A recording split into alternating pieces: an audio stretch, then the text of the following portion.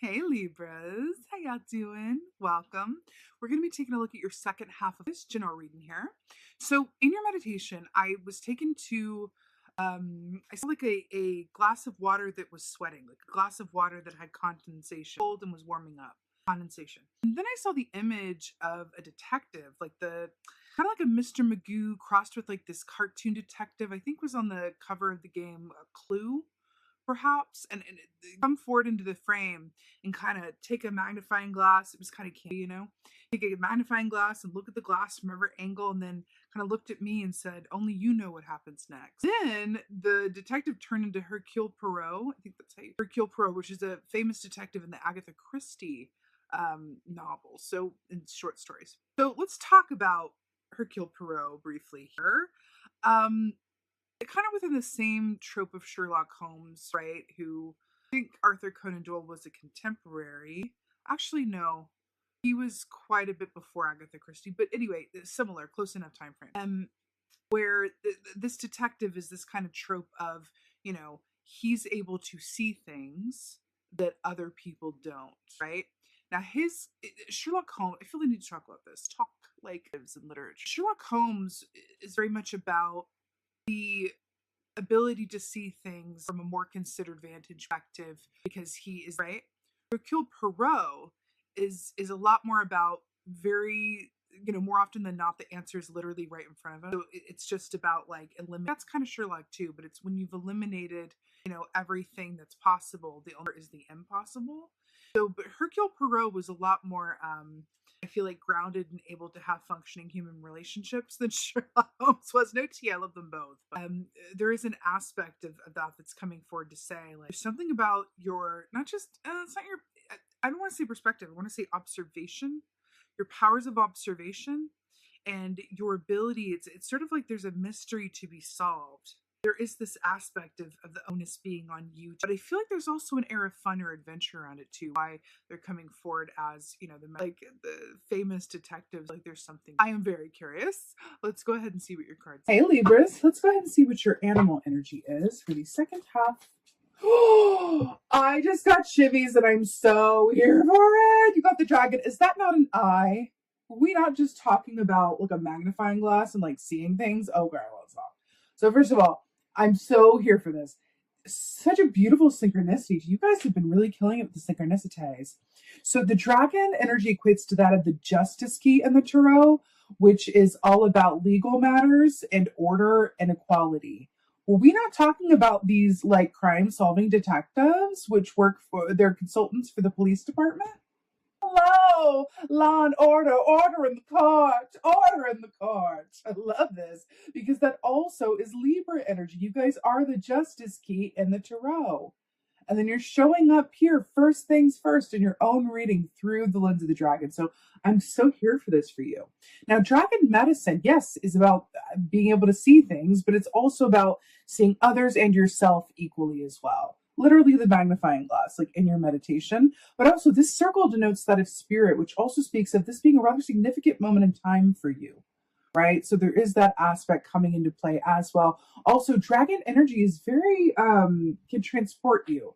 It kind of equates to the lower world, or the third world in terms of shamanic journeying. So there is that mythical aspect of this and inherent magic, right? With the Merlin aspect coming in here as well, which says like, this really can only be you. You are the only person for this job. You are the only person who has the ability to see things clearly, but also almost to a supernatural degree, because that's an aspect of these detectives. They were supernaturally great at their jobs. And if you don't think they had intuition fueling them, you would be wrong. Because even though it was never really talked about, their hunches were a huge part of what got them from point A to point, I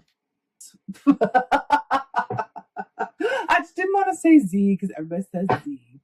Anyway, let's go ahead and see what's going on. Fascinating already. Fascinating already. Yeah, step and repeat. The Emperor, a major arcana yet again.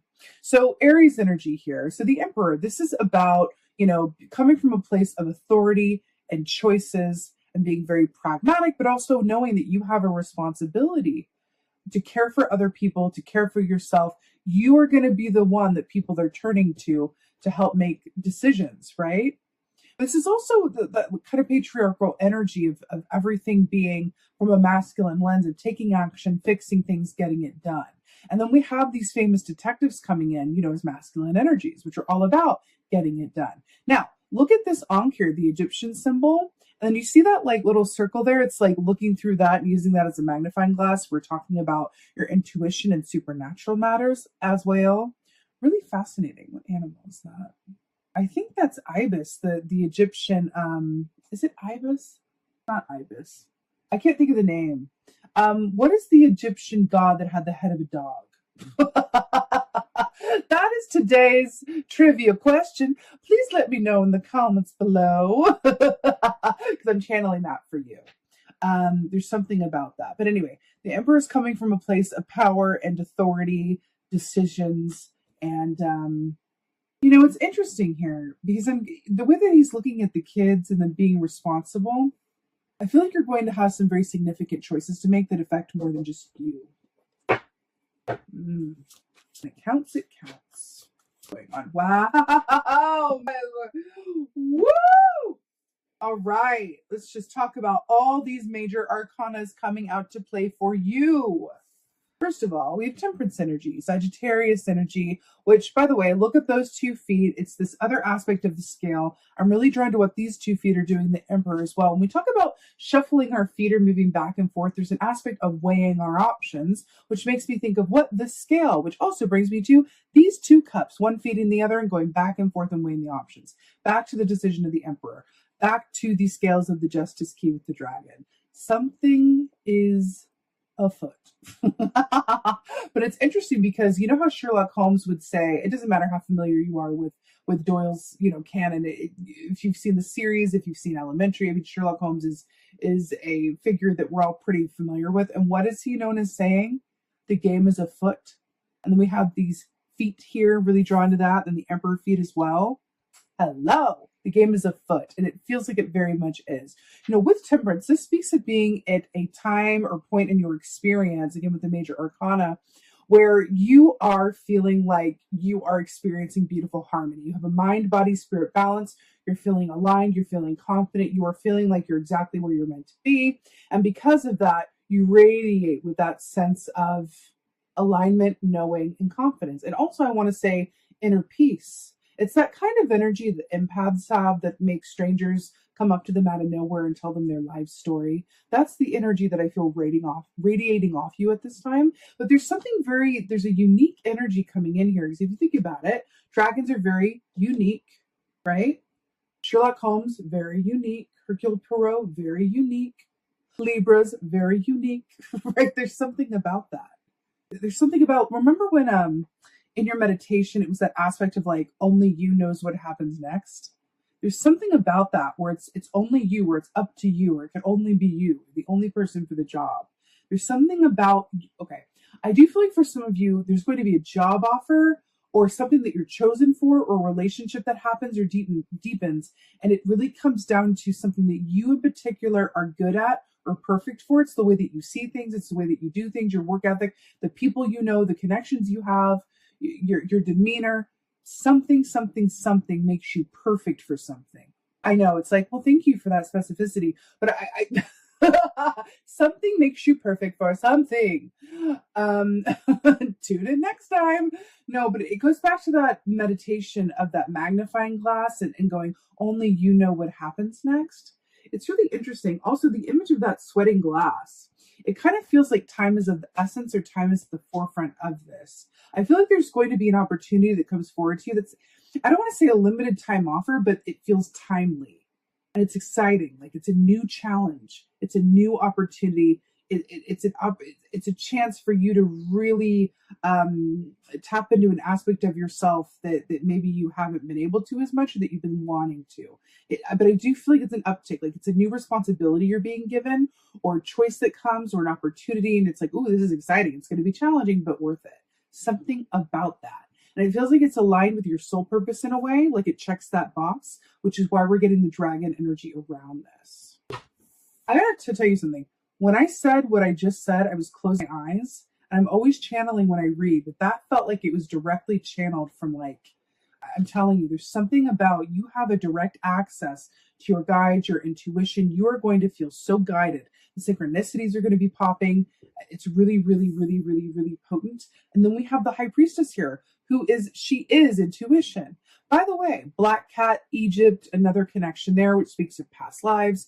This high priestess aspect coming through for you means that you are so connected to your intuition and your knowing, that you are coming from just a deep sense and place of, I know what I know, which is also an aspect of that detective's energy. They knew what they knew as well, right? They're always waiting for everyone else to catch up. Ooh, something in that. I'm getting a call to speak of your social abilities. There's something about the way that you socialize or your social abilities that's coming to the forefront. Those of you who feel like you could use some improvement in that area or aren't the most comfortable with it, you're going to have a lot more opportunity to do that coming up here, whether it's because of work or a new friend group or a group that you're joining or something to do with something, an opportunity around that. And then those of you who are already really social, that's going to be coming to the forefront. It could be a reason that you're chosen for something or that you're recommended or that someone remembers you, something to do with that. But I'm hearing networking. There's an aspect of your networking that's going to come into play here. And it feels like just right place, right time with this temperance key. And that high priestess really staying connected in with your subconscious intuition coming forward. That is really fueling your choices and your knowing and your sense of purpose and power. You've got two thrones here. One about making choices, authority, leadership. And then another one that says intuitive knowledge, secrets that only I know, hidden veil of things, and really tapping into the inherent magic. The fact that you have literally all major arcanas in this reading, that just doesn't really happen very much. All major arcanas, this is a very significant moment in time for you. And I feel like we're looking at an aspect of it that's going to go on and on and on, honestly. So let's go ahead and get some advice. The game is afoot. And now her feet are hidden. Interestingly enough, only you know what happens next, right? Interesting. Tell me your secrets and stories in the comments, because I'm curious. Let's get some advice. Yes. Woo! She is not surprised. No, she is not surprised. You get the Emperor for your advice. Hello and goodbye. Hello again. So he comes up here as the horned god, right? We got some wolf action here, Capricorn energy. But do you see this is the same symbol as on, these are two different decks, same symbol as on the high priestess's diadem there? Maiden, mother, crone. Choices, aspects, incarnations, and paths ahead. It's really beautiful. So when your advice is the Emperor, you're being asked to really sit in the full seat of your authority and power and make the best decisions that you can make. That's it. It's all about your decision-making abilities and what you're going to do with the info at play. But it's also about the game. It's also about the process. It's also about the clue, right? It's also about getting all the information that you need, right, in order to make these decisions. But remember that magical dragon energy about being able to see yourself and others very, very clearly. You as a Libra have access to these scales in the Justice Key, right? So you have the ability to take all your information and weigh it and make the best and most fair decisions for everybody. And that is your advice. There's something about this. Let me give you an example. Let's say that you are recommended for a particular job or opportunity because you're known as fair-minded and they feel like you are the person to make the most fair decisions or have the best perspective around something. That's just an example. But it's like you're being rewarded for an innate ability that you have. And the more that you can bring that to the forefront and really claim it, the better you'll be. I keep hearing it. The game is afoot. And it feels incredibly exciting. I mean, what's better than starting a good game of Clue? You know what I mean? Let's get an oracle. I'm feeling like the vintage. Vintage oracle for my Libras. Do it. All major arcanas. That just doesn't really happen very often. It's really something else. Your readings have been a little extra magical as of late. Oh, this one's fallen out. There's another one. Let's get two. Ooh! Hello and goodbye and hello again. Playfulness. Are those not butterfly wings? Libran butterflies, right? I associate you guys with butterflies, right? That is Libra energy. And then you're here in play form. Now, what were we talking about? Just playing a game of Clue? The game is afoot. This is such a beautiful approach to go through, I think, this energy with, because if you can balance that sense of playfulness and enjoyment with the Emperor's sense of responsibility and purpose, limitless potential. Also, I'm really drawn to these autumnal leaves. You guys, especially the northern, well, only in the northern hemisphere, are born during the autumn time.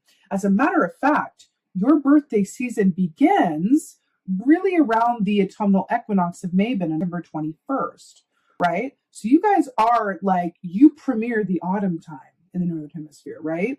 You premiere it. It all begins with you. The autumn is your runway. Take it to the runway, right? That's you. So there's something about this rolling on and through, like the beginnings of and Mabon. It's really, really powerful. It's stunning. It's beautiful. Also, we have this temperance energy here, which speaks of Sagittarius season. So I feel like there's a little extra emphasis on the autumn for you as well. It's really, really beautiful. The colors of autumn here, the colors of autumn here, and the dragon. It's really stunning. Really stunning. But this is about how you approach things, and I feel like this is you. It's really stunning. Now, you also have peace, which I just find really wonderful. We have these honeycombs here, which speak of bees, which is about the sweetness of life and also teamwork and considering others as well as yourself. Now, I really love this for you, and I feel like this is a very special note for somebody. Because as you look at this image, right, all is right and well in the world. This is an offshoot of the Emperor with the children here. I feel like this is a special message for someone around, everything is well and everything will continue to be well.